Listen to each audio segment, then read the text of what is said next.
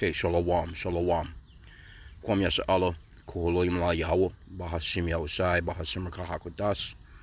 Double honors to our apostles and elders of Great Millstone who rule well, and led by the Spirit, taught us His beautiful truth, and just want to say the water to all the H.I.M and Akwaf that's out here sincerely keeping the laws, the statutes and commandments of Yahweh Bahashim Yahushai to the best of their ability. This is Yachanan the Waf, just coming at you with another quick lesson, praying that it's edifying by the Spirit. And people are starting to live out of these luxury trailers now. Well, I call them luxury trailers. I'm not sure the exact name for them. I know they have like the ones they call Wanabegas, and pretty much, this is something that Esau would load up the family. Have the big ass pickup truck. You know what I'm saying? You might see some damn dirt bikes or something on the back. And this is something that Esau used to travel the country in. Just to go on their summer vacations. This was like a luxury to Esau. But now that the economy is so fucked up and people are doing so bad, Esau is starting to live out of these things, man. And I see them all the time. You may see them at the parking lot at Walmart's or Target, places like that. They'll be filled with these things, man. But I'm starting to notice this in the hood too. I see them here and there in the hood, but not like how Esau getting down. Esau, this used to be his luxury, man. So the fall of his kingdom is happening right before our eyes. And just a quick little lesson on this, because this is the lady right here. I'm not even sure. Supposedly this lady right here, she's basically, she said it's Gen Z couple living in a camper, says hourly wages aren't enough to afford housing. It just feels like, let me see, it's out of reach. Yeah, a lot of people feel that way because things are so damn expensive. Right? It says Chris Hosky, 49, and her husband, and here you go, they in their 50s, but pretty much they half a century. Generally Esau at this particular age, man, he's set up. It says have lived in a camper in Michigan for several years. They worked a series of low-wage jobs, including part-time at Amazon. They're among a growing number of working people experiencing homelessness. And what did Trump just do? And I think, I don't know, that's just me speaking as a man, that they're really forcing this homelessness, because what did Trump just he just came up with an executive order to make homelessness basically illegal. They're going to start rounding people up and so-called taking them to these institutions or something, where basically they're trying to use it like, just pretty much making America great again, and supposedly helping these mentally ill people. But who's going to decide who's mentally ill? How are you going to be able to tell who's actually mentally ill? They can say, anybody that's homeless. Because, that, homelessness comes with a bit of despair, man. That shit is not no easy thing to do. It's not easy at all. But, okay, it says things fell apart for Chris Hosky in 2020. She lost her job of 9 years managing returns for a cashmere clothing company. Without her $14 an hour income, she couldn't afford rent at her mobile home park. I mean, come on, man. A mobile home park, you can't afford rent at a damn mobile home park. That's you finished. It says, so she sold her trailer for a few $1,000s and left town. Losing my job made me lose everything. In search of work and a place to stay, she bought a camper and moved to northern Michigan, where she found a string of low-wage jobs at fast food and hotel housekeeping. After several months of unemployment, she started a new part-time job at Amazon delivery station, making $18.50 an hour. Hosky would rather have a full-time job. She's had trouble landing more than 20 hours of work in a week.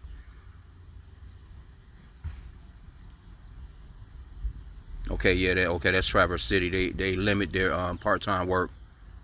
They call it flex time.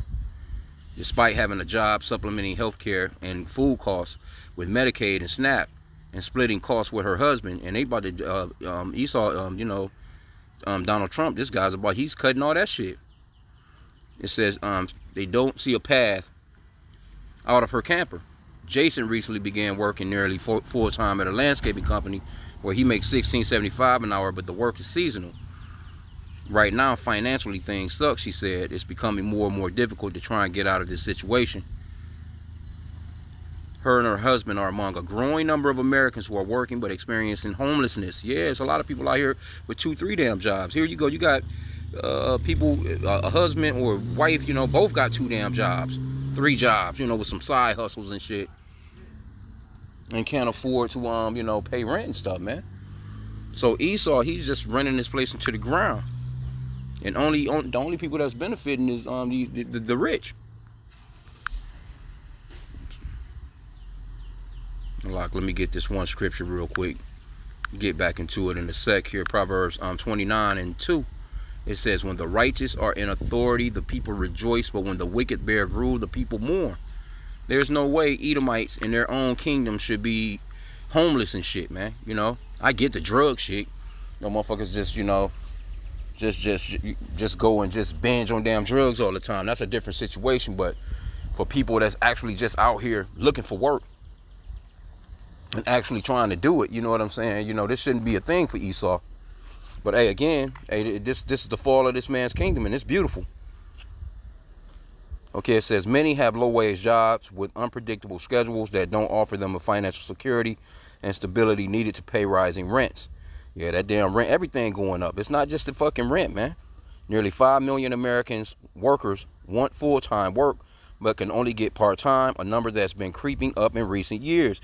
But here you go, you got Trump. He just fired the I can't think of the title, but some to the extent of the head economist or whatever, the one that they do the numbers and they let the growth, or if things are weakening, and because this lady told the truth about the ratings, because Trump he raving about how great America is doing, but the lady, she put out the numbers, and this shit it's not doing well. In the stock market and all that, man, it's just not doing well, man. This guy's lying, man. He's got all these fucking tariffs and shit. People, and a lot of these companies, they're not sure about hiring. See, they'll do like a hiring freeze just on the strength of they don't know what Trump is going to do next with the tariffs. Like, how are the tariffs going to actually hurt their business, and how would it help? So, and he's so unpredictable, they can't, make that a solid move right off. So they're not hiring people like that. I seen an article on that the other day. Okay, but it says,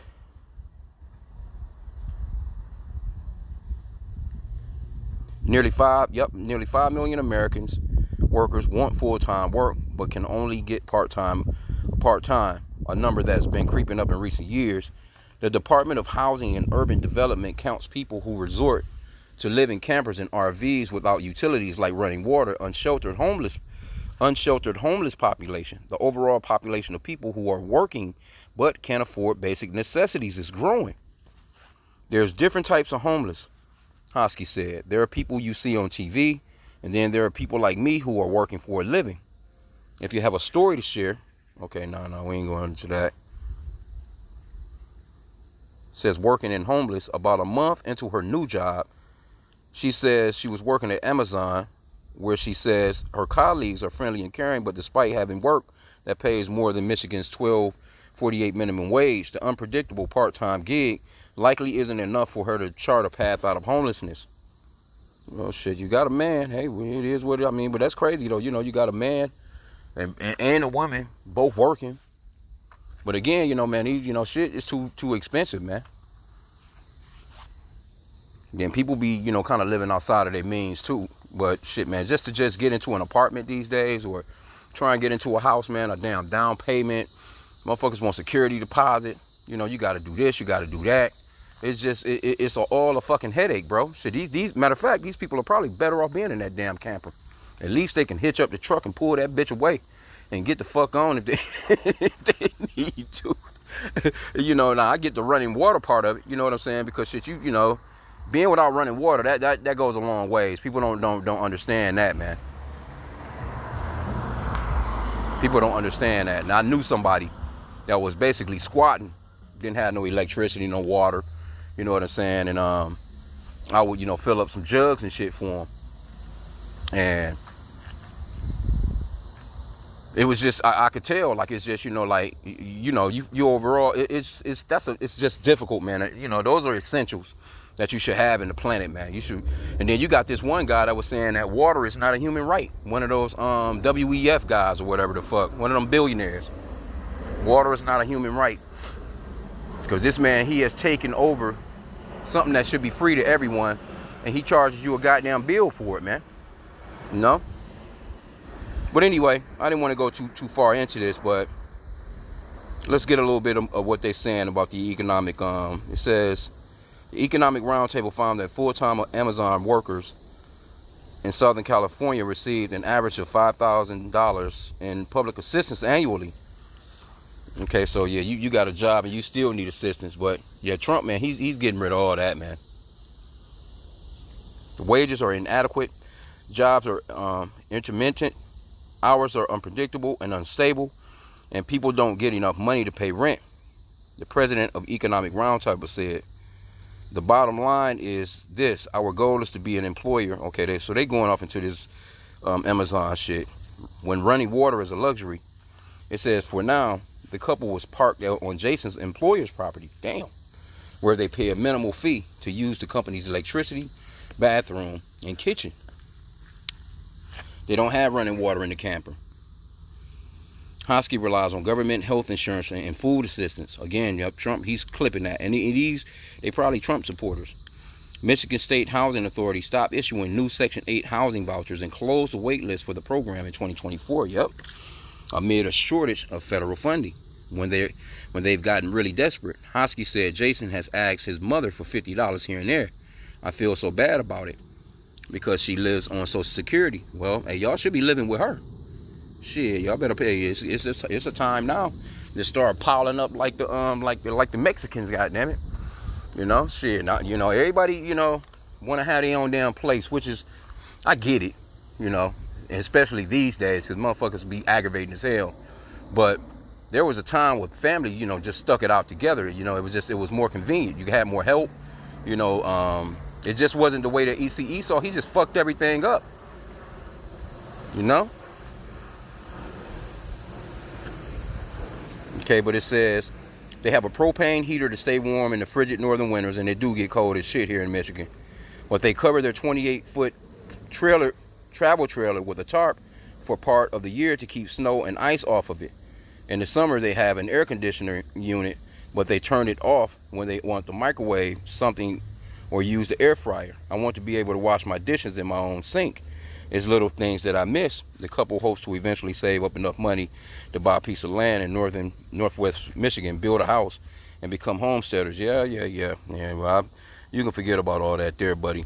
You know, this place is a done deal. It's pretty much overall a wrap. Let me get this quick script real quick,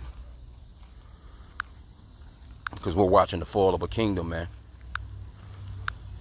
And all this land that's out here. See, Esau, he got everybody all bundled up in these cities and shit, man. The earth is enormous, bro.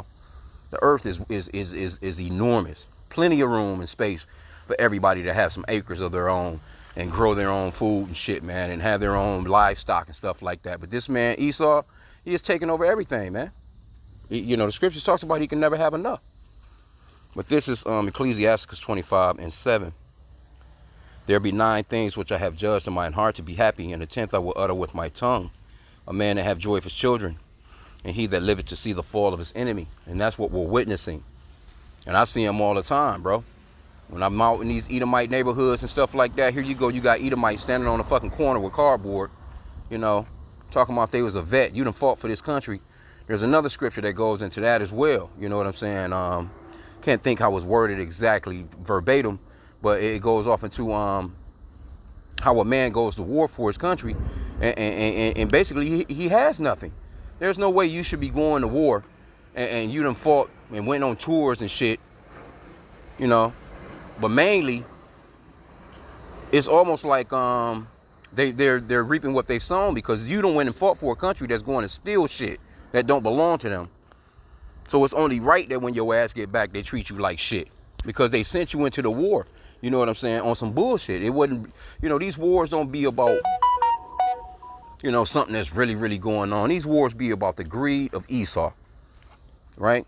So when I see that, when I'm you know, I'm at a damn stoplight, and these Edomites, they pulling up beside me, and they all just, you know, kind of looking away, you know, like, you see this motherfucker, you see this woman and this man, you see this, this motherfucker standing here, you know, asking for money and shit, man. But they'll pass his ass right up, because everybody is you know, penny pinching these days, man. Nobody got it.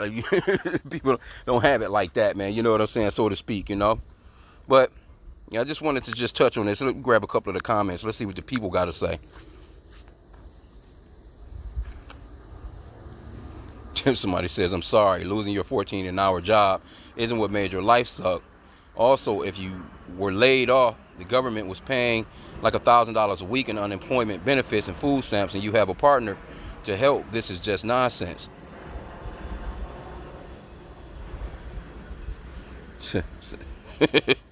Yeah, they get rid of all that shit though. So many judgy comments on here. Be careful because it could happen to you too. Yeah, it could. It's usually the ones that have never experienced hard times that are judgmental. Then it happens to them, and they sing a different tune. But for the grace of God, yeah, okay. Somebody says, be careful judging others. This is a life under Trump's America. He takes care of his buddies with $10 trillion of tax cuts, while a lot of middle class and lower class Americans are one paycheck away from disaster. No one can survive on minimum wage. Even recent college graduates are having trouble finding jobs. Yup, that's true. And where's all this money at that they supposedly found? Remember when Doge, you know what I'm saying? Elon Musk and his little crew, when they was running in, finding all these billions of dollars in waste over here, billions of dollars of waste over there, billions of dollars of waste here, all this money he's supposed to be cutting and saving. Where the fuck is all that money at? And why hasn't he given the American people a cut? You know what I'm saying? Like, if you cutting every goddamn thing. But where's the money going? He's not getting on TV and saying, well, you know what?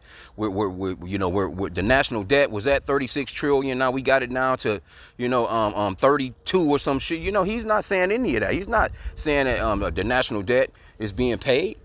But guess who he hasn't cut? Israel. Israel's still getting their cut. You ain't gonna cut their asses, but you cut everybody else. So the people are here. You're about to start seeing them, the Egyptian against the Egyptian here soon. It's what's about to happen. Let me see if I can get that. That's what's about to happen, baby. Let me be in the wrong chapter. Let me see here. Yep, Isaiah chapter 19.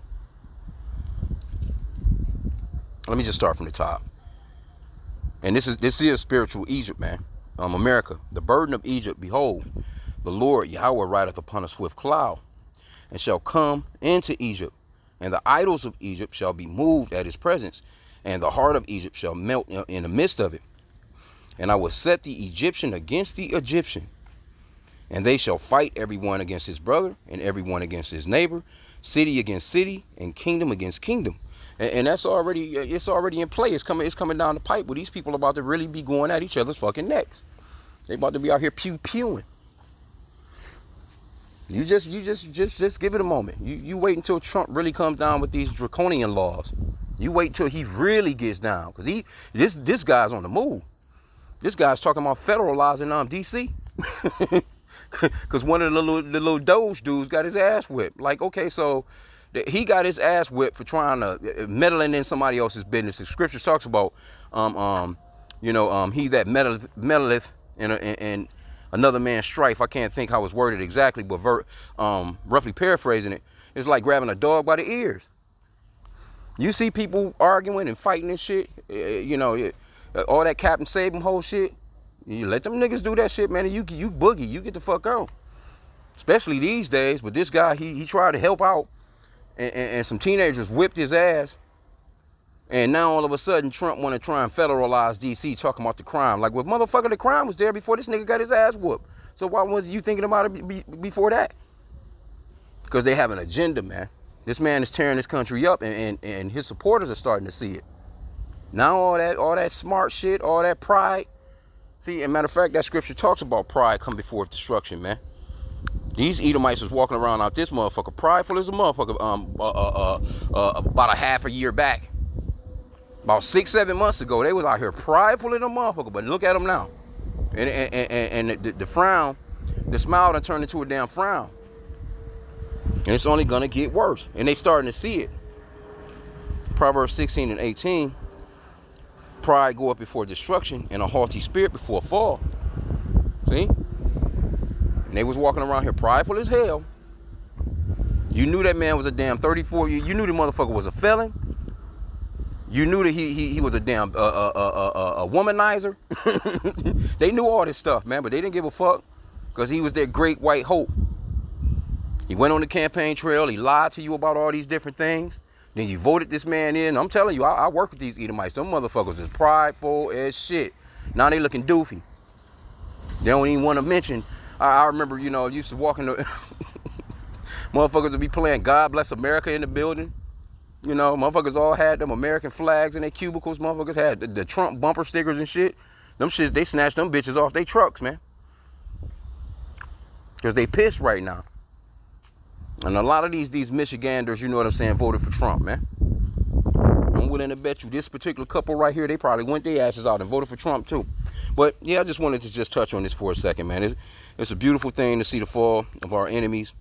I say, hey, let their asses suffer, man. All praises to Yahweh H.I.M for providing us with our daily bread, man. You see, these people looking to a future here. There is no future to America other than the missiles coming. So with that, Shalom.